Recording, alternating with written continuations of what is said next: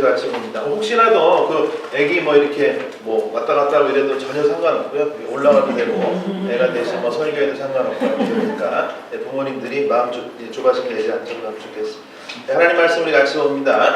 마가복음 1장 32절에서 34절까지 말씀 같이 마가복음 1장 32절부터 34절까지 우리 같이 한번 한 목소리로 읽겠습니다. 시작. 해가 져서 날이 저물 때에 사람들이 모든 병자와 귀신 들린 사람을 예수께로 데리고 왔다. 그리고 온 동네 사람이 문 앞에 모여들었다. 그는 온갖 병에 걸린 사람들을 고쳐주시고 많은 귀신을 내쫓으셨다. 예수께서는 귀신들이 말하는 것을 허락하지 않으셨다. 그들이 예수가 누구인지를 알았기 때문이다. 아멘.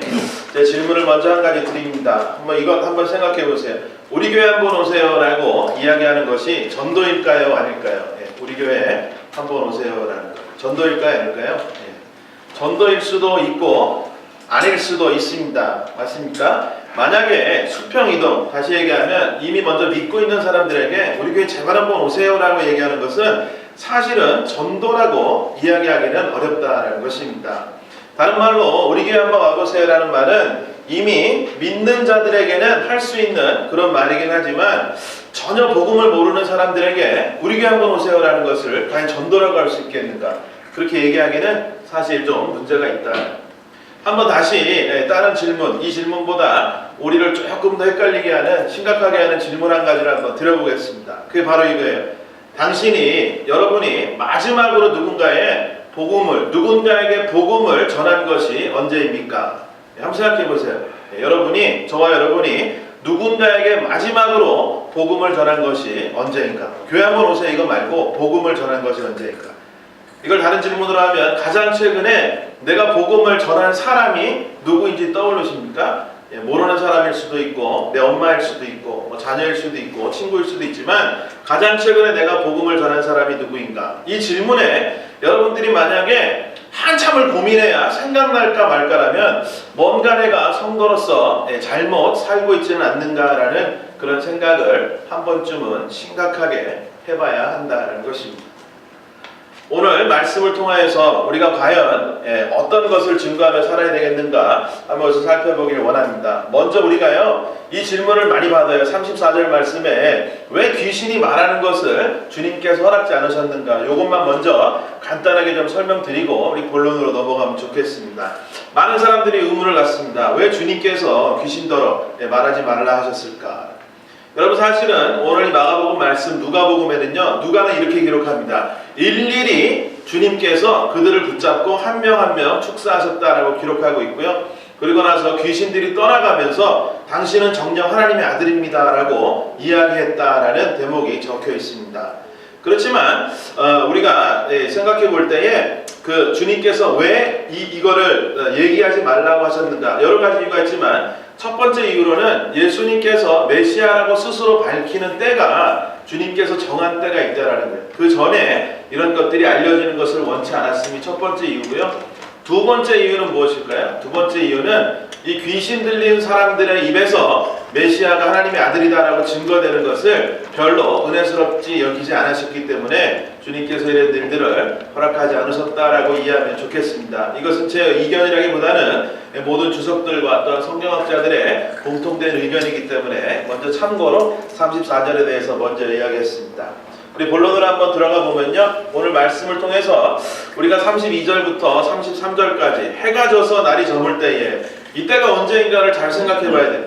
마가복음을 벌써 우리가 한 달 이상 보고 있는데 기억나시나요? 예수님께서 광야에서 침례를 받으신 그런 일들도 기억나고 시험 받으셨던 것도 기억나고 공생의 사역의 가장 첫날에 회당에서 가르치시기를 시작하셨습니다. 맞아요? 가르치시기를 시작하시고 거기서 정말 놀라운 사랑에 대해서 이전에 들어보지 못했던 메시지를 전하시다가 귀신 들린 자 하나를 만난 것, 그것이 지지난주 말씀이었어요. 맞습니까? 그래서 그를 축사해서 귀신을 내어 쫓으신 사건이 마가복음 1장에 기록되어 있습니다. 그 다음에 어떤 사건이 기억나십니까? 베드로의 장모를, 그 열병을 떠나게 하신, 주님께서 낫게 하신 그 사건이 안식일에 계속해서 일어나고 있습니다. 그리고 나서 바로 다음 장면이 오늘 말씀이에요. 그래서 온갖 동네에 있는 사람들이 병자들, 환자들 이런 사람들이 해질 무렵에 전부 다 모였다. 다시 얘기하면 모든 일들이 한날에 이루어졌다라는 것에 먼저 한번 주목할 수 있어야 됩니다. 여러분 이것은 왜 중요합니까? 하나님 나라에 대한 이 예수 그리스도의 주님의 열성이 이곳에 담겨 있음을 우리도 볼 수 있어야 됩니다.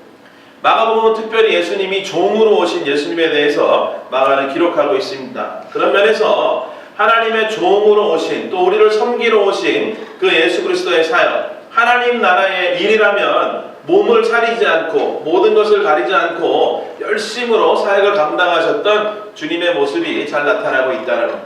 여러분 안식일이 이제 끝나갈 무렵입니다. 사람들이 휴식하는 그 밤임에도 불구하고 예수님께서 오늘은 됐다 하지 않으시고 찾아온 모든 사람들을 위해서 치유와 회복을 위해서 사역하신 주님의 모습을 우리 볼 수 있습니다. 여러분 하지만 간과해서는 안 될 것은 주님께서 어떤 사역을 감당하셨는가, 어떤 사역을 감당하셨습니까? 특별히 마가복음 1장에는 영혼을 치유하고 또한 그 육신을 회복시키시는 이 일에 아낌없이 전력을 쏟아부었음에 주목해야 됩니다.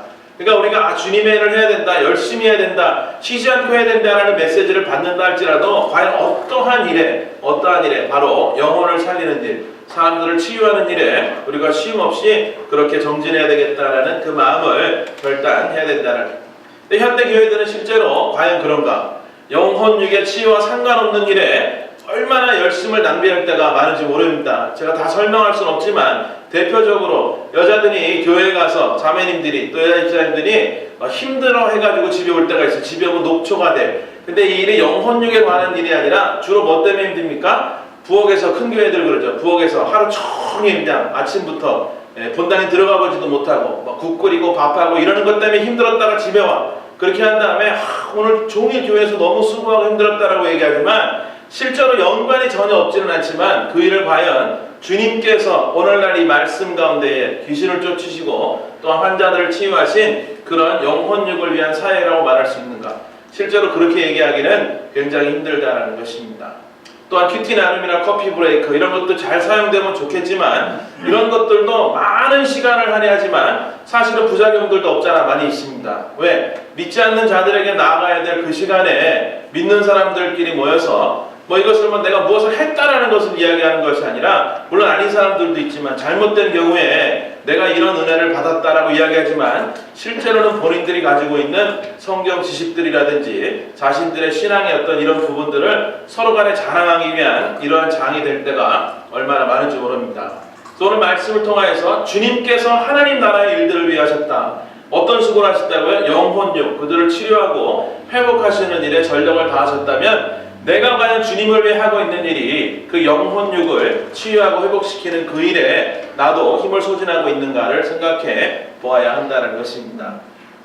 두 번째 말씀을 통해서 우리가 볼 수 있는 것은 이날이 어떤 날이라고요? 안식일에 이루어진 일, 안식일에. 그리고 지금 이 시점은 이제 안식일이 끝나는 하루가 지나서 금요일 오전부터 시작해서 토요일날 안식일이 끝나는 그날 저녁에 금요일 해질 무렵에 안식일이 시작하잖아요. 그래서 토요일날 오후에 해가 질 무렵에 안식일이 끝나는 거예요. 그때에 사람들이 이 환자들을 데리고 왔다는 거예요. 이게 어떤 의미일까요? 어떤 의미일까?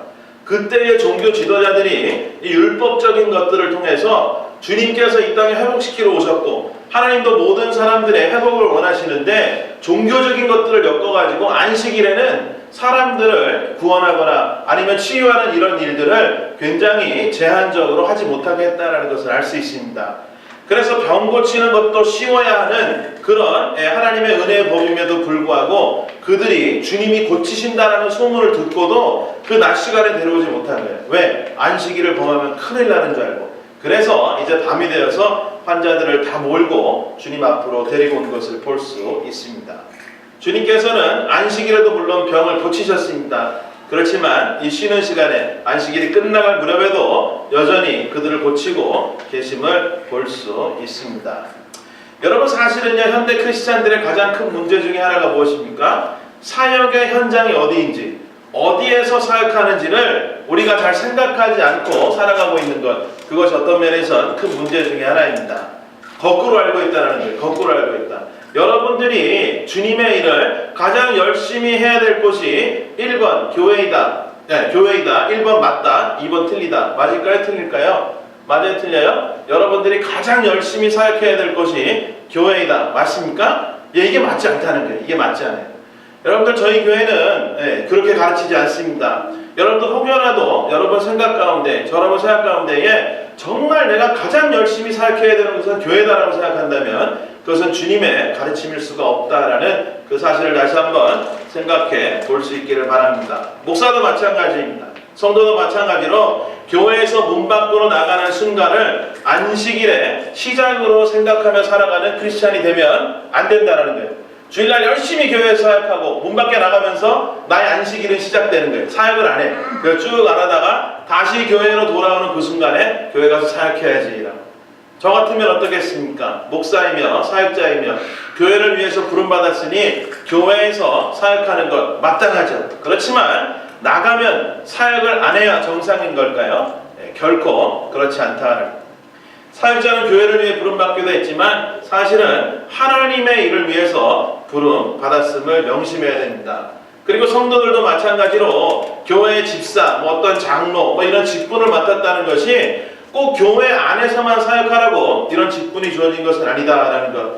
그래서 내가 있는 곳이 그 어디라 할지라도 우리는 언제든지 사역을 할 준비가 되어 있어야 된다. 그것이 안식일이든지 아니든지 우리가요 안식일을 정할 그럴 필요가 없을 뿐만 아니라 정해서도 안 된다는. 그러니까 우리가 어디에 있든지 사역하리라 주님을 위해 일하겠다라는 그 마음의 다짐을 하고 살아가야 하는 줄 믿습니다. 얼마 전에 LA 식당에 갔다가 그 식당의 사장님 우리가 너무 잘 아는 분인데 참 부끄러운 얘기를 듣습니다. 그 일식집 사장님이신데 웨이트레스들이요 스님들이 오면요 그렇게 좋아한대요. 그러면 여러분들 생각에 스님들이 그럼 회를 먹나 안 먹나 이런 질문은 제가 나중에 살짝 대답해 드리기로 하고요. 어쨌거나 그렇지만 목사들이 오면 웨이트레스들이 그렇게 싫어한대요. 그 테이블을 맡는 거를 너무너무 싫어한다는 거예요. 왜 그러냐 물어봤더니 스님들은요 그렇게 젠틀할 수가 없대요. 아주 그냥 이렇게 서비스 이런 이렇게 서로 간에 대하고 존중해주고 이런 게 그리고 나중에 팁도 후하게주고 이러는데 이 목사들의 공통점이 무례하기 짝이 없고 모든 일에 컴플레인하고 팁도 가장 적게 내. 그리고 또한 돈 낼 때 되면 예외 없이 전부 다 민기적거리는 아주 볼품없는 사람들이 목사들이다. 그래서 그 사장님이 직접 목사님은 좀 그러지 말아달라는 그런 이야기를 들으면서 제가 얼마나 얼굴이 화끈거렸는지 모릅니다. 여러분 목사는 교회에서도 목사요 식당에서도 목사인 줄로 믿습니다. 맞습니까 여러분? 성도도 마찬가지라는. 교회 안에서는 훌륭한 성도인데 나가서 훌륭한 성도라는 말을 못 들으면 그것은 잘못된 성도일 수 있다. 다시 얘기하면 우리의 본분은 무엇입니까? 크리스찬. 우리의 본분은 크리스찬이다. 이것은 우리가 어디에서만 크리스찬이 되어야 된다는 것이 아니라 어느 곳에 있든지 크리스찬의 삶을 살아야 된다라는 그것을 잊지 말자라는 것입니다. 이는 마치 비유하자면 비행기에 탑승한 의사와 같은 심정으로 우리가 살아가야지 않는가라고 말씀드리고 싶습니다. 의사들이 열심히 일하다가 여름이 되어 휴가를 떠날 수 있어요. 맞아요? 그렇지만 신부는 여전히 뭐예요? 휴가를 가고 있는 중에도 신부는 의사라는 거예요. 비행기를 타고 가다가 드라마나 영화 같은 데 보면 실제로 제가 경험한 적은 없지만 이제 안내방송이 나옵니다. 위급한 환자가 하늘에서 생겼을 때에 안내방송 뭐라 나와요? 혹시 오늘 승객 중에 의사분들이 있다면 조금 손들고 이렇게 좀 오셨으면 좋겠다. 그러면 휴가 중이라 할지라도 그들이 나는 의사입니다 라고 나와서 그 어려운 사람들을 돕지 않냐는 것입니다. 그래서 우리의 삶도 마찬가지라는 거예요. 우리가 크리스찬의 본분이라면 내가 쉴 때에도 때때로 우리가 쉼을 갖고 아니면 사역에서 동떨어져 있는 그런 마음의 결단을 하고 살 때도 있지만 그럼에도 불구하고 주님의 마음이 가는 곳에 내가 사역해야 되는 그 순간이 된다면 우리의 신분이 바로 생각이 나야 된다는 거예요. 주님, 성령께서 우리에게 물으실 때 그렇습니다 주님, 주님께서 이곳에 나를 보내셨습니다. 나는 성도입니다 라는 그 고백이 우리 스스로에게 나올 수 있다. 우리의 본분은 무엇입니까? 예외 없이 복음을 가진 자로 살아가는 것입니다. 나아가서 내 안에 있는 그 복음을 전하는 자로 살아가는 것, 이것에 그렇지 않다라고 대답할 수 있는 사람은 아무도 없을 것입니다. 그것을 잘 나타내주는 또 하나의 예가 선한 사마리아인의 이야기입니다. 그래서 이것을 다 설명할 시간은 없지만 여러분들 너무나 잘 아실 거예요.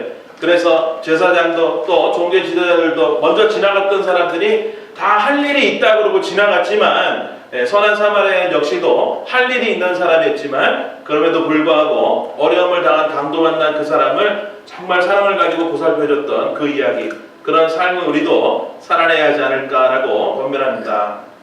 세 번째로는 그들이 모여든 이유에 대해서 마지막으로 한번 생각해 보길 원합니다. 오늘 설교의 제목이 무엇입니까? 주보에 보면 모여든 사람들이다라는, 오늘 말씀에 입각해서 제가 이렇게 적어봤습니다. 그런데 사실 본문을 잘 살펴보면 32절에 이렇게 돼 있어요. 해가 져서 날이 저물 때에 사람들이 모든 병자와 귀신 들린 사람을 예수께로 어떻게 돼 있어요? 데리고 왔다. 맞아요? 데리고 왔다. 그리고 온 동네 사람이 문 앞에 모여들었다라고 이야기합니다. 이 두 구절을 잘 살펴보면 사람들이 이제 주님 앞에 모여들었다는 거예요. 모여들었다.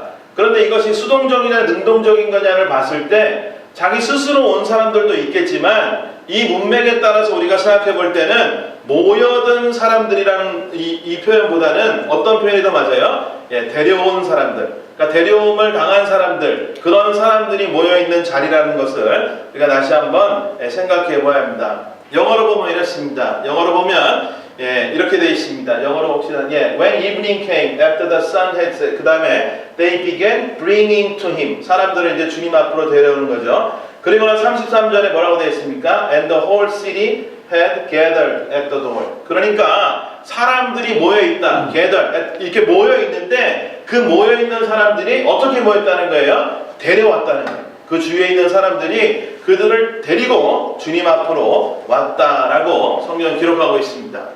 이 구절에서 등장인물을 보면요, 병자와 귀신 들린 자들이 있어요. 주님 앞에 나온 사람들. 그리고 두 번째 부류는 병자와 귀신 들린 자들을 데리고 나온 사람들이 있다라는 거예요. 가족일 수도 있고 친구들일 수도 있습니다. 그렇다면 여러분들에게 질문을 드립니다. 지금 내가 누군가 나에게 묻는다면 당신은 이 구절에 비추어 볼 때에 당신은 병자와 귀신 들린 자들, 다시 얘기하면 아픈 사람의 범주 안에 들어갑니까? 아니면 그들을 데려온 사람들의 범주에 들어갑니까? 라고 묻는다면 여러분 뭐라고 대답하시겠냐는 거예요. 아마도 예수님을 만나기 전에 우리는 1번 범주예요. 그죠? 병자, 아픈 자들, 주님 없이 주님 모르고 살아갔던 영혼육이 상처 가운데에 회복되지 못할 그 아픔을 가지고 살아갔던 병든 자들의 범주이지만, 하지만 지금은 어떻습니까? 믿음으로 구원받은 우리는 2번의 범주에 들어가야 한다는 그런 자들, 내가 이전에 예수님 모를 때 살아가던 그런 아픔과 어려움이 있는 그 사람들을 주님 앞으로 데려올 사람들, 데리고 오는 사람들의 우리의 그 범주에 우리가 들어가야 한다는 것입니다. 맞아요? 여러분 이것을 확실해야 우리의 신앙생활의 목표가 분명해집니다. 여러분 자꾸 착각들을 합니다. 어떤 착각들을 합니까? 내가 여전히 구원받았음에도 주님의 은혜를 입었음에도 나는 1번 범주에 들어간다라고 생각하면서 하는 거예요. 그러니까 나는 누군가 예수님 앞으로 누군가를 데려와야 되는 그 증인의 범주에 내가 들어가지 않는다라고 착각하며 살아가는 성도들이 얼마나 많은지 모릅니다. 여전히 나는 연약하다. 남들을 생각할 그럴 여유조차 없다. 왜? 나도 연약하고 아프고 힘들기 때문에 라는 그런 마음들을 갖고 살아갑니다. 그렇지만 결코 그런 마음으로 살아가서는 안 된다라는 말씀입니다. 여러분 과연 오늘 본문에 등장하는 병자를 데리고 온 사람들, 2번 부류의 사람들은 어떤 사람들이었을까요? 첫 번째로는 증인들이었을 것입니다. 증인들. 한번 생각해 보세요. 한날에 다 이루어진 사건이라 그랬는데 그날 아침에 아마도 회당에 루틴하게 안식일이 되어 말씀을 들으러 갔을 거예요. 그런데 다른 때와는 다르게 정말 엄청난 권위가 선포되는, 우리가 2주간에 걸쳐서 그 권위에 대해서 정말로 하나님의 그 사랑과 하나님 나라의 일들과 그 놀라운 회복을 선포하시는 예수님의 말씀을 듣고, 야 어떻게 저런 말씀이 있을까? 혹여 예수님을 알았던 사람들, 저 그저 나사렛 목수의 아들일 뿐이었는데 어떻게 저런 말씀을 할까 놀랐던 사람들, 그리고 그 자리에서 무엇을 봤습니까? 예수님께서 아픈 자들, 귀신 들린 자를 내쫓는 그러한 축사하시는 사역을 보고 야 정말 대단한 분이다라는 그것을 본 사람들. 맞아요? 그리고 장소를 넘겨서 예수님이 가는데 따라가 봤더니 열병이 들었던 베드로의 장모를 말씀으로 손길을 내밀어서 벌떡 일으키시는 그 주님을 바라보며 저분 정말 대단한 분이다 하면서 누구를 생각했겠냐는 거예요. 아픈 내 형제, 아픈 내 자매, 아픈 나의 친구들, 상처 입고 살아가는 그들을 향한 그들의 불타는 마음이 있었을 거라는 거예요. 그러나 안식일은 거부할 수 없었기 때문에 밤까지 참았다가 이들을 데리고 나왔던 그 증인들이 바로 2번 범주에 들어갑니다. 그리고 그들이 가졌던 것은 무엇일까요? 조그만 믿음이라도 있었다는 거예요. 그런 능력 있는 자가 저분이라면, 그런 능력 있는 자가 나의 아픔, 상처에 있는 그 가족들, 내 엄마도 내 친구도 나을 수 있지 않을까라는 그 작은 믿음 하나를 가지고도 주님 앞으로 인도해냈던 사람들, 이것이 바로 2번 범주에 있던 사람들입니다. 여러분, 그렇다면 저와 여러분은 어떻습니까? 증인입니까? 여러분, 저희는 그런 작은 믿음이라도 있는 자들입니까? 사실 그렇지 않다. 그것을 넘어서는 그 은혜를 입은 자가 바로 저와 여러분이다라고 저는 분명히 말씀드립니다. 우리는 증인이 아닙니다. 증인이 아니에요. 왜? 증인은 남의 일들을 본 것이 증인이지만 우리는 주님을 만난 것이 남의 일 보고 여러분들 증거합니까? 주님께서 나를 만나주셨던 그 놀라운 엄청난 은혜가 저와 여러분의 개인의 삶 속에서 과거에 그 언젠가 있었다라는 사실입니다. 우리는 치유받은 것을 목적한 사람이 아니라 우리는 치유받은 그 당사자인 줄 그렇게 다시 한번 주님 앞에 감사로 올려드릴 수 있기를 소원합니다. 남의 것을 본 것이 아니라 아무도 경험치 못한 그 믿음만 가지고 있는 자들이 아니라 주님이 나를 만나주셨던 그 뜨거운 체험을 가지고 있는 그런 은혜를 입은 자들이다. 그렇기 때문에 우리는 결코 여전히 아픈 자로 그렇게 살아갈 수는 없다라는 것입니다. 그럼에도 불구하고 그 은혜를 입은 우리들이 주님 앞으로 병든 영혼들, 상처 입은 영혼들을 데려나오지 못한다면 정말 심각한 문제가 아닐 수 없습니다. 오늘 본문은 하물며 귀신도 예수님을 안다라고 이야기합니다. 그 주님을 우리는 알고 있습니까? 주님에 대해 뭘 아세요? 하나님의 아들이신 것 말고 뭘 알고 있습니까?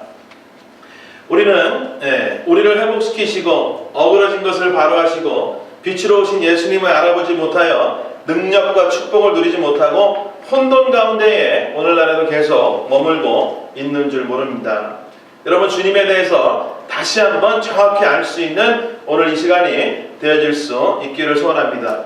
막연히 이제 귀신들이 주님을 두려웠던 것 같이 혹시라도 우리 마음속에 주님을 그렇게 두려워하는 마음이 있다면 오늘 이 아침에 그 모든 두려움을 내어 던져 버릴 수 있기를 축복합니다. 귀신이 두려웠다. 목사님, 우리도 주님을 두려워해야죠. 이 두려움은 어떤 두려움이에요? 하나님을 경외하는 그 두려움이 돼야지 귀신들이 주님 앞에 벌벌 떠는 그런 벌벌 떨므로 우리가 하나님 앞에 나아가면 안 된다는 거예요. 여러분, 하나님이 우리를 벌 주는 사람입니까? 물론 심판의 날에 벌 받을 것이 있으면 벌 받을 수도 있겠지만 하나님의 온전한 성품, 그 하나님의 사랑 앞에 우리가 두려움으로 나아가지 못할 이유가 아무것도 없다. 심지어 내 안에 엄청난 죄악의 그 모습이 있다 할지라도 예수 그리스도 그 보혈의 공로로 용서받았음을 우리가 믿는다면 주님 앞에 뻔뻔함에도 불구하고 달려나아갈 수 있는 나다라는 것을 다시 한번 은혜로 감사할 수 있기를 축복합니다. 여러분, 주님의 비위를 잘못 건드리면 내게 부어질 복이 멈춰질까봐 눈치 보며 떨며 주님을 생각하는 그런 어리석음을 이 아침에 다 버릴 수 있기를 축복합니다. 여러분, 귀신이 떨었던 것이 무엇일까요? 귀신이 떨었던 것. 사실은 귀신이 떨었던 것은 우리에게 거꾸로 든든한 무기가 되어지는 것입니다. 그게 뭐예요? 예수님의 권세와 능력입니다. 아멘? 예수님의 권세와 능력. 두려워할 이유가 없다라는 거예요. 예수님의 권세와 능력을 우리가 왜 두려워합니까? 거꾸로 우리는 그 권세와 능력을 사모함으로 나아가야 합니다. 그렇지만 미혹하는 영들, 악한 영들은 우리로 하여금 그 주님을 보지 못하게 하고 막연한 두려움에 사로잡히게 한다는 거예요. 자꾸 우리 주님과 우리 사이에 끼어듭니다. 거짓 생각들을 집어넣어 줍니다. 그 대표적인 생각들이 뭘까요? 나는 예배할 기분이 아니야. 찬양할 기분이 아니야. 심지어는 오늘 저 목사, 전도사의 말씀은 왠지 귀에 들어오진 않아. 아니면 헌금할 기분이 아니야. 난 등등 여러 가지 마음들을 우리에게 주기도 합니다. 여러분, 우리가 정말로 주님 앞에 감사함으로 먼저 우리가 구원받았음을 기뻐함으로 나아가는 이 아침이 될 수 있기를 소원합니다. 그리고 정말 열정 있는 삶을 살아갈 수 있기를 축복합니다. 그런 사람만이 사명 맡은 자로서 비로소 쓰임받게 되는 것입니다. 결론지 한번 얘기해 봅시다. 저 목사가 드디어 본색을 드러내는구나. 수단과 방법을 가리지 않고 사람들을 교회로 데려와라 라고 제목도 저렇게 정하고 이제 원색적으로 설계하는구나 라고 생각할 수 있겠지만, 사실 제 마음속의 양심으로는 조금도 그런 마음으로 말씀을 전하고 있지 않음을 솔직하게 고백합니다. 결론은 이것입니다. 오늘 본문이 예수님 사역의 초기, 중기, 후기 이렇게 구분한다면 언제 사역일까요? 사역의 첫날 사역이죠. 첫날 사역. 예수님 사역의 첫날 사역입니다. 그런데도 사람들이 모여 들었다는 것입니다. 맞아요? 예수님의 사역의 첫날 사역인데 그럼에도 불구하고 그 주님 앞에는 수많은 사람들이 모여 들었다는 거예요. 그런데 중요한 것은 어디에 모였냐? 어디에? 사람들이 어디에 모였어요? 이게 중요한 거예요. 문 앞에 모여 들었다. 누구의 집일까요? 누구의 집이에요? 이게 베드로의 장모의 집일까요? 베드로 집일까요? 아니면 예수님이 거처하신 곳일까요? 정확히 기록되어 있지 않지만 사실은 그 장소가 중요한 것이 아니라 그들이 모여든 곳이 누구의 앞이냐는 게 중요해요. 누구의 앞입니까? 바로 예수 그리스도 앞에 그들이 모여들었다라는 그 사실에 우리는 주목해야 합니다. 주님이 계신 곳에는 그 걸음이 어디를 향하셨든지, 주님께서 창녀들, 세리들, 죄인들과 함께 하셨든지 성전 앞에 계셨든지 상관없이 주님이 계신 그곳에는 예외 없이 수많은 군중들이 모여들게 되었다는 것을 우리는 알 수 있습니다. 그런데 거꾸로 이것이 목표가 되어서는 안 된다는 거예요. 그런데 anyway, 주님이 계신 곳에는 사람들이 많이 모여들었다라는 이것이 사실은 진리이며 사실이라는 것, 그것이 오늘날에도 동일하게 역사한다는 것은 우리가 잊지 않아야 됩니다. 주님이 계신 그곳에 주님의 성품과 살아계심이 드러나는 그곳에는 사람들이 모여들게 되어 있다. 맞아요? 이건 결과로서 모여들게 되어 있다는 거예요. 사람들이 모이게 하기 위해서 뭘 하는 것이 아니라 주님이 계신 그곳에, 주님의 그 성품이 나타나는 그곳에는 사람들이 넘쳐나게 되어 있다는 것입니다. 저는 우리 교회가, 우리 가정들이, 또 우리 개인이 이런 축복을 받게 될 줄 믿습니다. 오해하면 안 됩니다. 사람들이 모여드는 것이 축복이 아니라 주님을 내 중심에 모시는 것, 그것이 바로 축복임을 저는 지금 여러분에게 말하고 있습니다. 우리는 어떻게 해서든지 믿지 않는 자들을 주님께 데려나와야 합니다. 맞아요? 맞아요? 아멘? 그러려면 내가 먼저 주님 앞에, 내가 먼저 그 앞에 나아가지 않는다면, 무릎 꿇지 않는다면, 항복하지 않는다면 결코 우리는 다른 사람들을 주님 앞으로 인도해낼 수가 없습니다. 이것을 기억해야 됩니다. 반대로 내가 내 삶의 가장 중심에 예수 그리스도를 모시고 살아간다면 어떻게 된다고요? 사람들이 내 삶의 주위에 모여들게 되어 있다는 것입니다. 우리 가정의 중심에 예수 그리스도를 중심으로 모시고 살아간다면 주위의 다른 가정들이 우리 가정들을 통하여서 주님 앞으로 모여들게 되어 있다는, 우리 교회도 마찬가지입니다. 예수 그리스도를 머리로 예수님을 가장 중심으로 모시고 그렇게 지어져가는 교회라면 세상의 모든 사람들이 앞다투어 서로가 우리 교회로 달려나오는 그런 교회가 분명히 되어진다는 것입니다. 다시 말해 주님의 임재 앞으로 사람들이 모여들게 될 거라는 것입니다. 여러분 이것을 믿으십니까? 아멘? 결국 사람들을 인도해내는 가장 좋은 방법은 내 힘으로, 내 능력으로 내가 가진 것, 나로서는 되지 않는다라는 그 사실을 먼저 인정해야 됩니다. 그리고 가장 좋은 방법이 뭐라고요? 예수 그리스도가 주 되심이 그대로 나타나게 하는 바로 그것이 바로 가장 큰 능력이 된다라는 것이에요. 주님을 어떻게 나타내시겠습니까? 주님을 어떻게 나타내요? 성경의 지식으로 나타내요? 온갖 그분의 하신 일들을 자랑함으로 나타냅니까? 그것은 안 된다는, 그것은 안 된다. 오직 한 가지, 주님의 능력을 나타낼 수 있는 것은 그분의 사랑을 나타내는 것이다. 어떤 사랑입니까? 바로 십자가의 그 섬김과 희생의 사랑이 나타나게 될 때에 주님의 능력이 나타나게 된다는 거예요. 그걸 누구를 통해서? 나를 통해서, 우리 가정을 통해서, 우리 교회를 통해서 그 사랑이 나타내도록 원하시는 분이 바로 주님의 소원이다라는 것, 그것이 바로 오늘 아침 말씀의 핵심이 되어집니다.